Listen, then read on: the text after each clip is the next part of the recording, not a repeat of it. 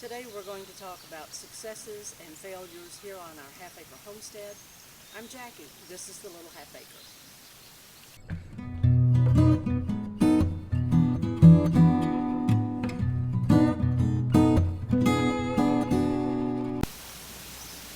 As a disclaimer, I am an affiliate for this particular company, so I do get a commission if you buy them through my website.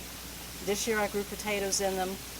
This is also the year that Clemmy, our one remaining Ancona duck, decided it was a great place to lay eggs. So I've already picked up her egg this morning, but she gets in the grow bag every morning, one of them, now that the potatoes are gone and harvested, and she lays an egg for me every day. Some of the things that I experimented with was baby corn. I just wanted to see what it does. The chickens love it. We do not have enough space here to grow corn. I have a friend in the next county who does grow corn and does not use herbicide infused seed, shall we say. So I buy corn from him in bulk and then freeze that. This was just an experiment. I do have some sweet potatoes growing in the back 3 bags to see what they would do. Never tried growing sweet potatoes in grow bags. I don't think, as wet and cool as it's been so far this year, that I'm going to get enough sun or enough heat to do well. But again, we're trying. Okay. Coming on up the property, I climb this hill 100 times a day. My husband laughs and calls it Mount Suribachi.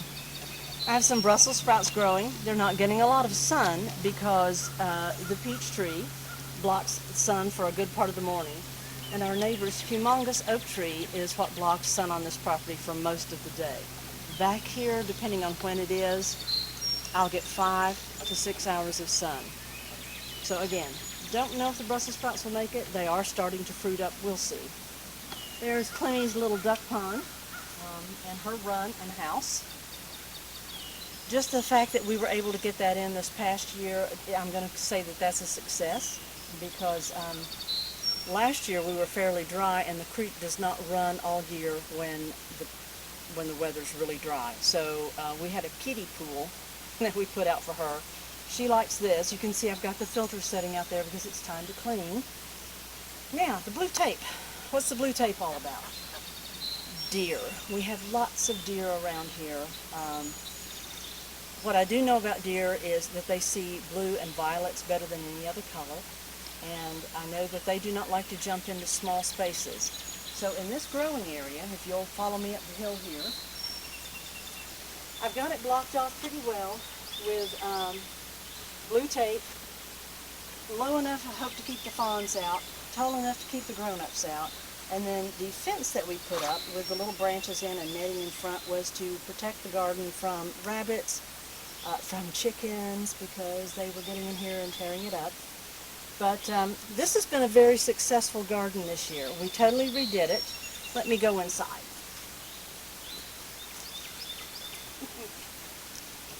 Last year, and the previous 6 years before that, these were straight row garden beds with cattle panel or handy panel trellises behind each one, so that I could grow a lot of trellising things like heirloom rattlesnake beans, cucumbers, spaghetti squash.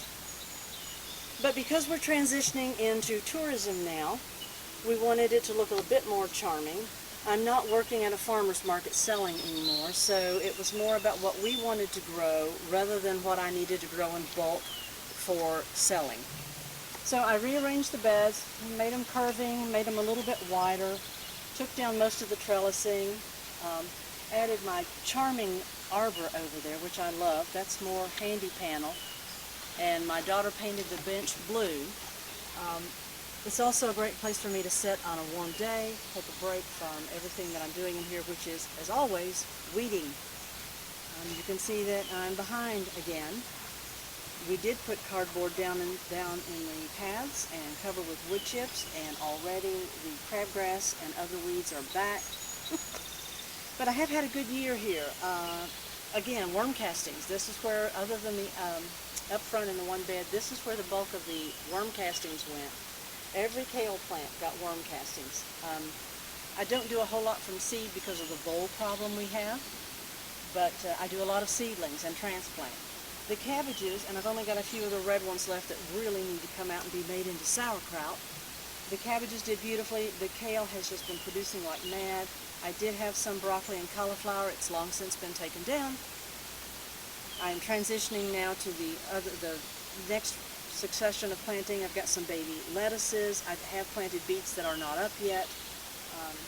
I've planted more beans which aren't producing yet because they are babies, but we're getting there. So much to do.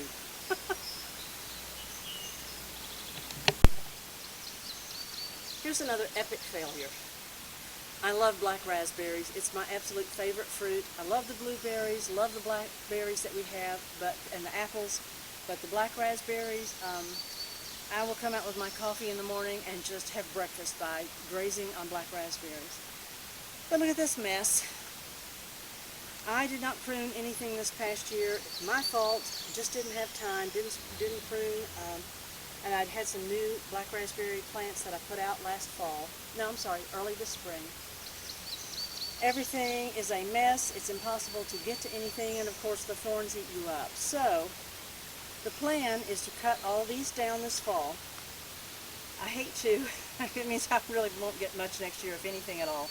But I'm going to put some concrete blocks along the edges, maybe every 2 to 3 feet, and then I'm going to lay a cattle panel over the top so that I can feed branches up through the cattle panel to keep them more upright. Now, I know what you're thinking. You're probably saying, well, why don't you just put some stakes in the ground and tie the black raspberries to that? I can't, because this is actually a knob. We live on a knob, which is basically mountainside covered by maybe 1.5 inches to 2 inches of clay. What is under this particular section, and you can't see it, but right in there is the surface of what is probably a Volkswagen-sized boulder. So there's no way to drive anything in the ground. You can see even when I drive rebar into the ground, it doesn't stay because you can't get it deep enough. There's just no way. So I'm going to try that and see if that works on my black raspberries. I have another bed which I was able to keep small enough that I can keep them up under wires. Couldn't do that here, but I'm going to try this new method. Last thing on the homestead. This is my used bedding pile. All the chicken run mess goes here. All the duck run mess goes here. The potatoes and tomato did not deliberately go here. And of course we won't eat those since it's grown in chicken and duck poop. But I'm thinking those will probably make some pretty good seed potatoes for next year. So next spring when this breaks down, this is going to be the compost that I will put on all the garden beds, along with my worm castings, which I get a lot of worm castings. I'm thrilled with that. And hopefully I will not have to buy any compost. This year was the first year where we have not bought any until yesterday, when we did go to local nursery and I bought 6 bags of mushroom compost, because what I need to do for the fall planting, I knew I was not going to have enough. So I'm going to count this as a success.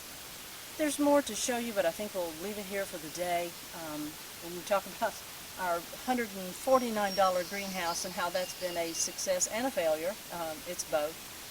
And we'll do that on another video, though. Mostly, after 8 years, I think there are more successes than failures. When you think what we started with, on less than a ½ acre with very little growing space because of the boulders, the property sloping down into a branch on either side.